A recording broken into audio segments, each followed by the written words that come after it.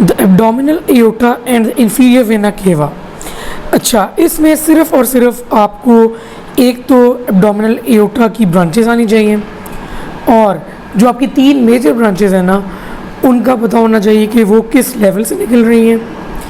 इसके अलावा आपको ये पता होना चाहिए कि एब्डोमिनल एओर्टा किस लेवल से शुरू होती है और किस लेवल पे डिवाइड होती है।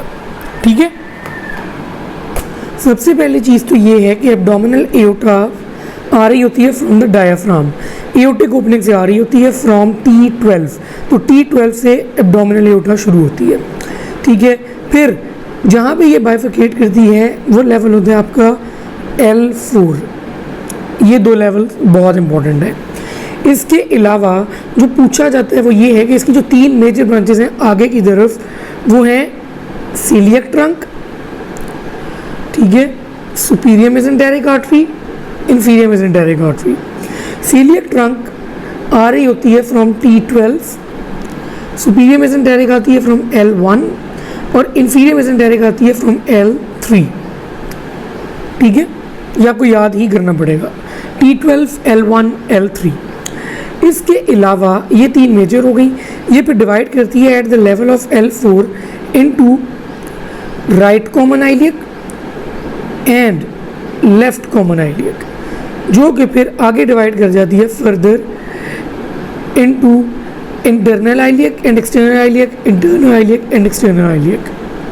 ठीक है, इसके अलावा जो इसकी ब्रांचेस होती हैं उसमें और क्या आती हैं, एक तो आपने याद रखनी है जी इंफीरियर फ्रेनिक आर्टरी, ये वाली, इसका लेवल भी वही है T12, जैसे ही एंटर होती है तो निकल जाती है इसमें से। ठीक है, उसके बाद 3 मेजर आर्टरीज आती हैं आपके पास जिन्होंने सप्लाई करना है किडनीज को और गोनैड्स को।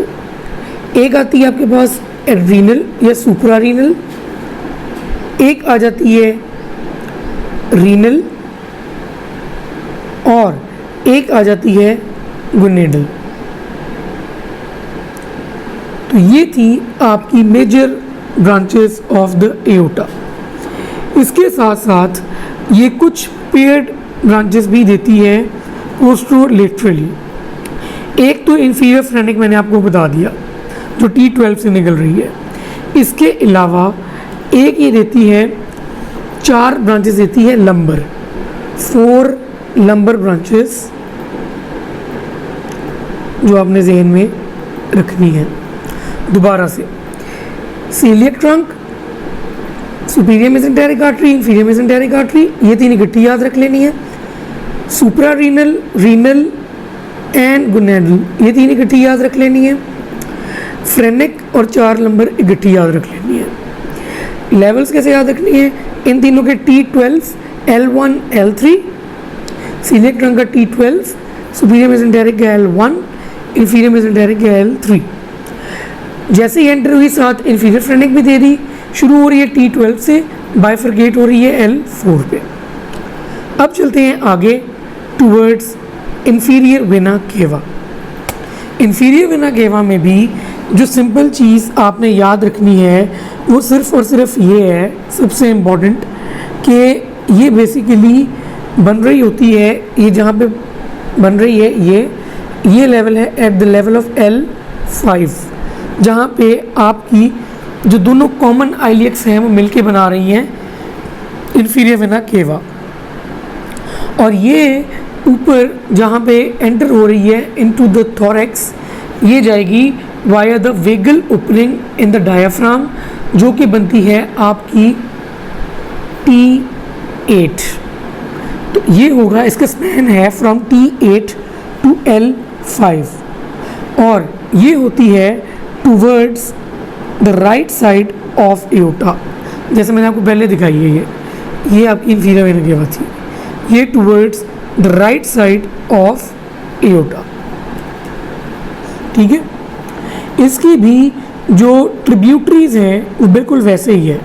हेपेटिक वेन होगी, ठीक है, ये देखिए हेपेटिक वेन आ जाती है। उसके अलावा फिर वही वाली बात आ जाती है, एड्रीनल वेन आ जाती है, रीनल वेन आ जाती है, गोनेडल वेन आ जाती है। लेकिन गोनेडल वेन में भी जो चीज़ आपने याद रखनी है कि जो होती है आपकी राइट गोनेडल वेन वो डायरेक्टली खुल रही होती है into the inferior vena cava, जबकि जो लेफ्ट होती है वो लैग करती है बिहाइंड और वो खुलती है into the left renal vein, जो कि फिर खुलती है into the inferior vena cava. एक ये चीज़ याद रखनी थी, ठीक है। तो ये थी बेसिक चीज़ें। बाकी इंफीरियर फ्रेनिक वेन और 4 लंबर वेन्स तो हैं ही हैं, ठीक है। इंफीरियर फ्रेनिक वेन और 4 लंबर वेन्स तो हैं ही हैं, जिन्होंने मिलके जो ट्रिब्यूटरीज हैं इंफीरियर वेना केवा की। बेसिकली ये थी आपकी एओर्टा